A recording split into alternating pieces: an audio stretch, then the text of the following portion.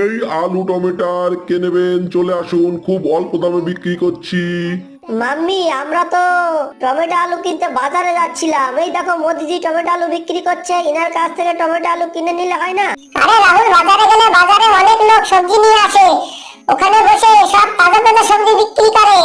আর দেখো মোদিজি সাইকেলে করে সব খারাপ পচা আলু টমেটো বিক্রি করছে, এনার কাছ থেকে কেনার কোনো দরকার নেই। আরে বোন সোনিয়া, উল্টো পাল্টা কথা বলো না। যদি আমার টমেটো আর আলু তোমাদের পছন্দ না হয় তাহলে কিনো না, কিন্তু ফালতু কথা বলছো কেন? কিন্তু আমার এই টমেটো আলু পচা এ কথা বলছো কেন?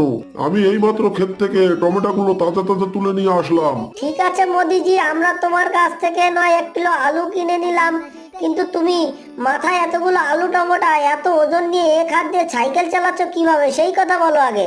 আরে রাহুল, পয়সা কামানোর জন্য কষ্ট তো করতেই হবে। আর ভাই, যারা ভিডিও দেখছো লাইক করো, শেয়ার করো আর চ্যানেল সাবস্ক্রাইব করো।